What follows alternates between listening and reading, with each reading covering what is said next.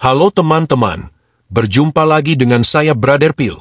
Kali ini kita akan menyaksikan lawakan dari Yusuf P dalam membaca Alkitab. Dia pikir Alkitab kita diturunkan per ayat dan tidak kronologis. Saya pastikan kalian akan sakit perut melihat bagaimana Bang Ucup membaca Alkitab dan menafsirkannya seenak udelnya. Sebelum kita tanggapi, kita saksikan videonya berikut.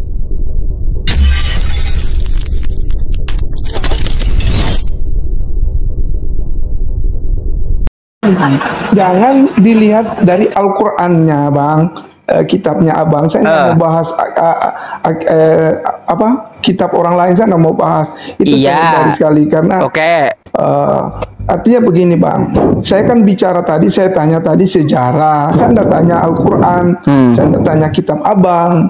Jadi saya hanya bertanya tentang sejarah, Bang, historisnya. Yang ada di Israel itu Yesus, sejarahnya itu yang ada di Israel itu dibunuh atau bunuh diri, Bang? Itu pertanyaan saya, Bang. Gini, sebenarnya itu yang saya bingungkan. Kok Abang malah balik tanya sama saya? Makanya Bang, saya tanya balik sama Abang. Dia itu terbunuh atau bunuh diri gitu? Mau macam mana? Gini, Bang.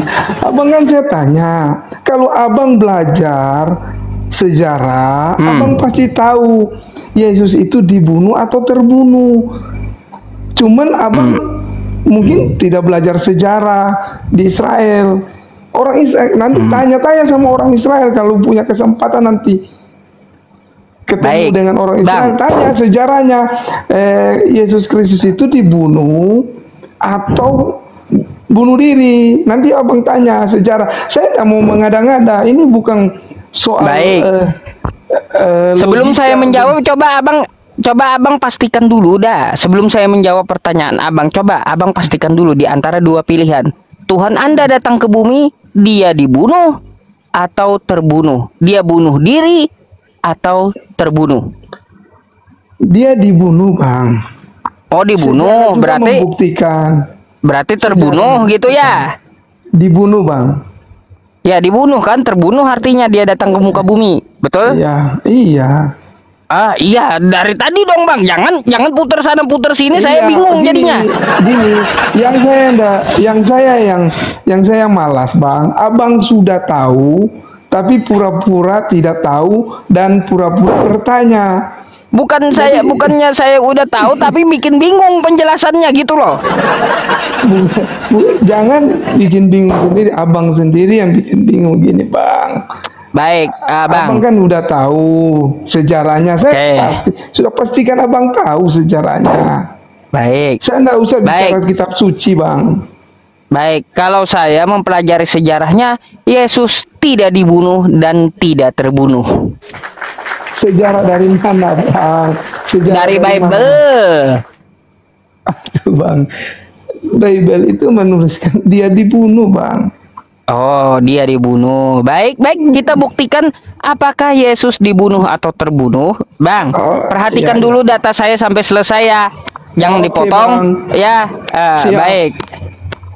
Oke, saya bawakan dulu sama Abang ya. Nih, Bang. Bentar, saya buka ini dulu teman-teman ya. Oke. Bang, ya, mana Bang. Abangnya? Lanjut, Bang. Lanjut, saya lihat. Oke, ini data, Bang. Ya, Bang ya. Saya bukakan dulu di Yohanes ya. Yohanes 14 nomor 3 ya. Bang, ini ketika penangkapan Yesus ya. Ini ketika penangkapan Yesus, Yohanes 13, bukan Yohanes 14. Yohanes 13 nomor 4. Ketika penangkapan Yesus ya, di Yohanes 13 nomor 4. Lalu bangunlah Yesus dan menanggalkan jubahnya ya. Saat digerebek tentara Romawi, Yesus menanggalkan jubahnya, oke? Dan ia mengambil sehelai kain lenan. Yesus hanya pakai sehelai kain, oke? Dan mengikatkannya pada pinggangnya, oke? Ya. Oke, ya, Ya, ini data ya. kemudian di bawahnya, Bang. Ya, kemudian ia menuangkan air ke dalam sebuah basi dan mulai membasuh kaki muridnya. Ini kan perjamuan sebelum penangkapan Iya. dari betul. tentara Romawi, oke? Iya, Nah, baik. Coba kalau kita buka nih ya di dalam Markus tadi, ini Bang. Ya. Di dalam Markus 15, Markus 14 ya. Markus 14 di sini dikatakan ada seorang muda yang pada waktu itu hanya memakai sehelai kain lenan. Siapa ini, Bang? Gimana? Yesus ya? Ada seorang muda yang pada waktu itu hanya memakai sehelai kain lenan. Betul ini Yesus? Terus, untuk menutup Badannya. Yesus ya? mengikuti dia itu, Bang. Berarti bukan Yesus itu, Bang. Dia Terus itu siapa? Yesus. Yang pakai kain lenan tadi siapa? Coba lihat judulnya, Bang. Apa Judulnya ayat nih. itu? Penggerebekan. Yesus ditangkap. Ya, terus kembali Oke. ayat tadi. Oke. Ya. Yang pakai kain lenan siapa? Lihat itu, lalu yang ayat atasnya, lalu semua murid itu meninggalkan dia dan melarikan diri. Oke. Ada seorang muda.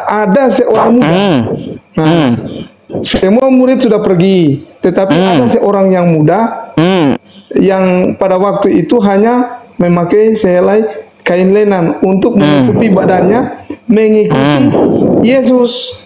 Ada orang mengikuti lain di situ, Yesus, Bang. mengikuti dia. Mereka hendak Iya. menangkapnya. Jadi yang ditangkap ini bukan Yesus, seorang muda ini yang mau kabur. Bukan, Bang. Lah, terus? Bukan, Bang. Abang salah memahami kalimatnya atau ceritanya. Abang salah memahami ceritanya. Ada seorang yang muda, berarti ada orang lain. Ada orang lain. Pada waktu mau penangkapan itu hanya memakai sehelai kain lenan untuk menutupi badannya. Mereka hendak menangkapnya. Oke. Nah, kemudian dia mengikuti Yesus. Mereka hendak menangkapnya. Bang, tahu nggak siapa yang pakai sehelai kain lenan? Saya tidak tahu, Bang. Siapa itu? Loh, siapa yang pakai sehelai kain lenan? Nih orangnya, Bang. Lalu bangunlah Yesus dan menanggalkan jubahnya. Ia mengambil sehelai kain lenan dan mengikatkannya pada pinggangnya. Yang pakai kain lenan Yesus, Bang. Gini, Bang, kain lenan yang digunakan di ayat itu dia mengikat di pinggangnya, bukan memakai. Dia hanya mengikat. Gini, Bang, kalau kita mengambil satu kesimpulan kain lenan, saya pakai baju merah, ketemu sama abang yang pakai baju merah. Apakah itu kan bisa saja kebetulan, Bang. Kalau saya pakai baju merah, abang kemudian abang juga pakai baju merah. Apakah itu tidak kebetulan, Bang? Bang, ini sama, Bang, kalimatnya. Ya, ini sama kalimatnya. Ada seorang muda yang pada waktu itu hanya memakai sehelai kain lenan untuk menutup badannya. Siapa ini? Bang, bukan mengikat. Seorang muda ini siapa? Coba saya tanya, itu mengikat atau menutup, Bang? Dia mengikat yang tadi. Coba lihat kalimatnya yang tadi, Bang. Kita lihat kalimatnya yang tadi. Mengikat, Bang, mengikat, ya. Bang. Serius, Bang. Oke. Mengikat berarti kagak memakai gitu. Iya, Bang. Coba sekarang, Bang.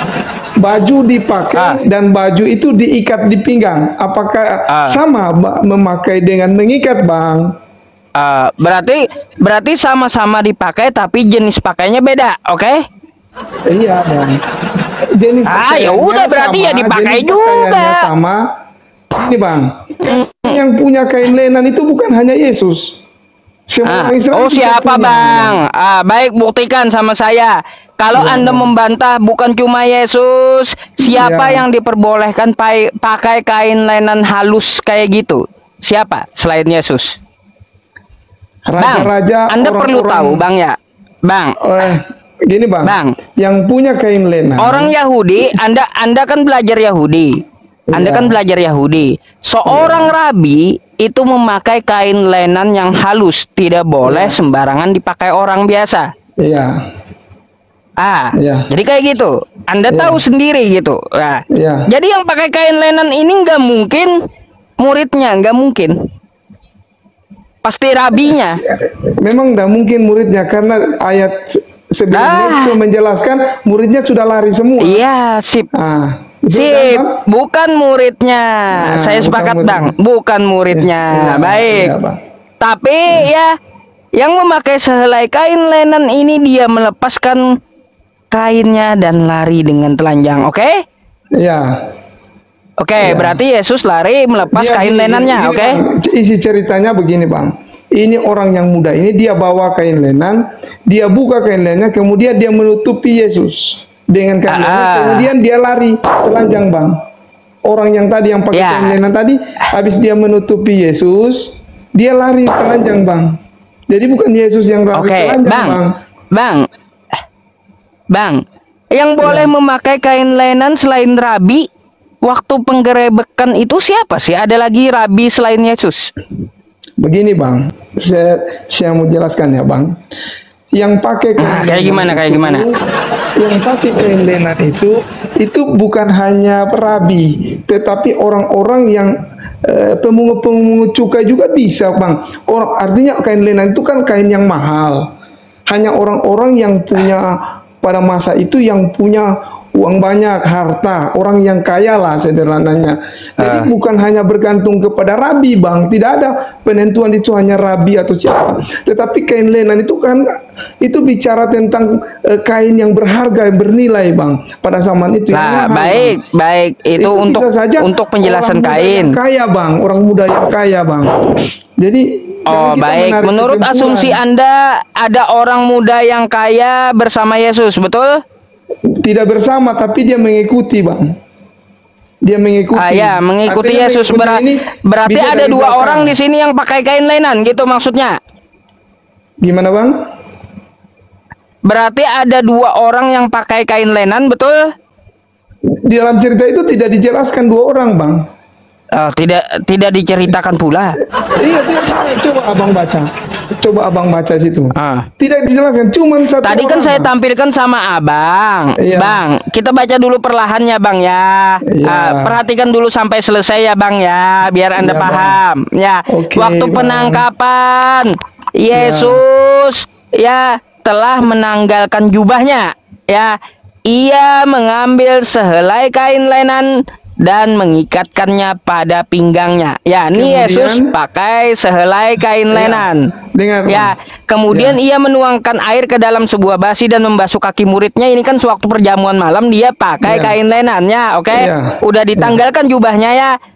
Coba kalau kita lihat cerita di ini, Bang, di Markus tadi. Ya, di Markus tadi nih. Ada seorang muda yang pada waktu itu di yang digerebek tentara Romawi hanya memakai sehelai kain lenan untuk menutup badannya. Mengikuti dia, mereka hendak menangkapnya. Jadi seorang muda yang pakai kain lenan ini mau ditangkap oleh tentara Romawi, betul? Iya. Oke. Yang mau ditangkap. Tetapi ya bentar dulu, Bang, bentar dulu biar Anda paham. Tetapi pemuda itu melepaskan kainnya dan lari dengan telanjang, oke? Nah, kain lenannya dia lepas, dia lari dengan telanjang. Baik, Bang, mari kita baca siapa yang ditangkap tentara Romawi. Apakah pakai kain lenan atau tidak? Nih, Bang. Yang ditangkap tentara Romawi, sesudah mengolok-olokkan dia, mereka menanggalkan jubah ungu. Yesus pakai kain lenan. Siapa yang ditangkap tentara Romawi pakai jubah? Gini, Bang. Kain lenan itu identik dengan warna putih, Bang. Itu jubah ungu. Jubah ungu itu identik dengan yang hanya bisa dipakai oleh raja. Itu kalau abang beda pula di ayat ini milik raja, Bang. Bang, tadi Yesus pakai apa, Bang? Yesus pakai apa, Bang? Bentar dulu, abang lupa rupanya yang dibaca tadi. Yesus pakai kain lenan, betul? Iya. Oke, kalau Yesus pakai kain lenan, terus Siapa yang ditangkap tentara Romawi pakai jubah ungu? Sudah Bang. Udah? Saya mau jawab Bang. Sekarang Bang, Abang bisa bedakan kain lena sama jubah ungu. Itu sama Bang. Kain lenan dengan beda. Sehelai kain dengan jubah beda. Beda ya Bang. Beda Bang. Beda. Iya, berarti yang pakai kain lenan tadi bukan Yesus. Loh, kan Yesus memakai kain lenan. Buktinya ada di Yohanes tadi. Kan saya tanya Bang, jubah ungu sama kain lenan sama. Bang, nih ya, Yesus lalu bangunlah Yesus dan menanggalkan jubahnya. Ia mengambil sehelai kain lenan dan mengikatkannya pada pinggangnya. Lalu tentara Romawi malah menangkap. Bentar dulu ya. Lalu tentara Romawi menangkap orang yang pakai jubah ungu. Siapa yang ditumbalin tentara Romawi, Bang? Siapa? Saya jawab Bang. Itu ceritanya panjang sebetulnya. Pada saat dia mengikatkan kain lenan itu, dia masih bersama murid-muridnya dalam suatu ruangan. Nah, kemudian dari ruangan situ mereka pergi berdoa ke Taman Getsemani Bang. Jadi otomatis Bang, waktu dia keluar dari itu, dia mungkin dia pakai baju yang mana saya kurang tahu Bang. Tetapi pakai mungkin Bang. Abang. Gini Bang, tadi abang saya tanya, jubah ungu sama kain lenan itu sama atau tidak? Beda. Beda Bang. Kenapa di situ ada jubah ungu? Itu kalau abang tahu ceritanya, itu jubah ungu dari mana dia dapatkan? Itu waktu dia menghadap pengadilan di dalam, kemudian mereka mengolok-olok dia dan mengambil sebuah jubah dan memakaikan jubah ungu itu kepada Yesus. Coba gini Bang. Jadi coba gini. Itu Anda silakan dari pengadilan Bang. Datanya dari mana? Baca lagi Bang, ceritanya itu Bang. Datanya di mana? Datanya di mana? Tunggu, itu abang baca tadi. Datanya itu abang baca tadi. Artinya begini, kita baca sebuah kesimpulan bahwa kain lenan dan jubah ungu itu berbeda. Wah. Dikeluarin Pak Regar, nakal juga Pak Regar ini.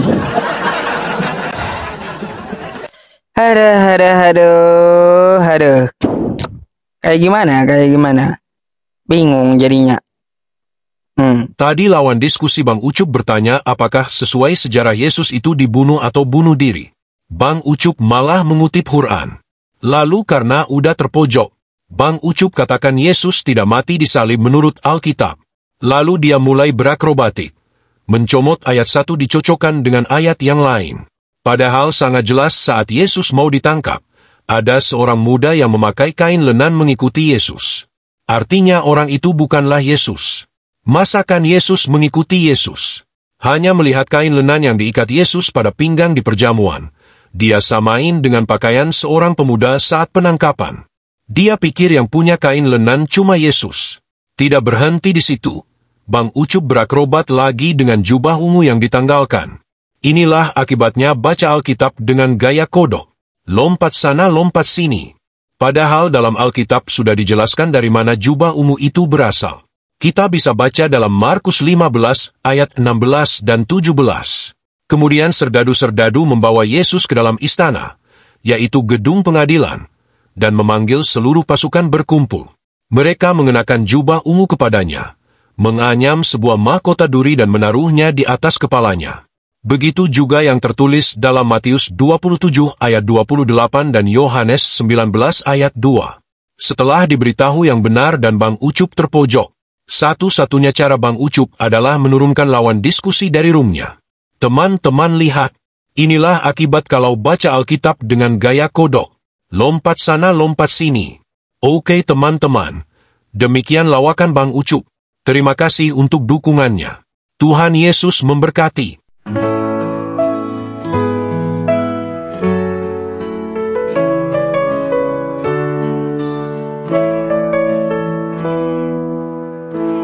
Janganlah hendaknya kamu kuati tentang apapun juga, nyatakan dalam segala hal keinginanmu kepada Tuhan dalam doa dan permohonan dengan ucapan syukur.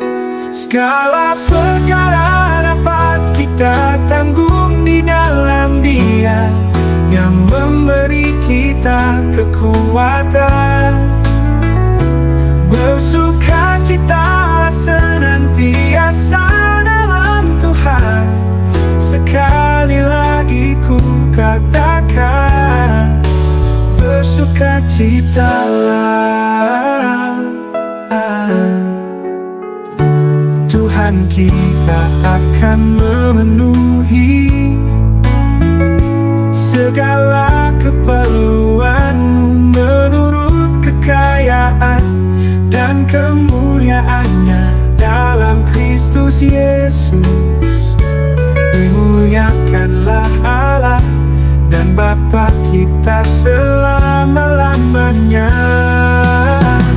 Segala perkara dapat kita tanggung di dalam Dia yang memberi kita kekuatan. Bersukacita senantiasa dalam Tuhan. Sekali lagi ku katakan, bersukacita. Kita akan memenuhi segala keperluanmu menurut kekayaan dan kemuliaannya dalam Kristus Yesus. Dimuliakanlah Allah dan Bapa kita selama-lamanya. Segala perkara dapat kita tanggung di dalam Dia yang memberi kita kekuatan.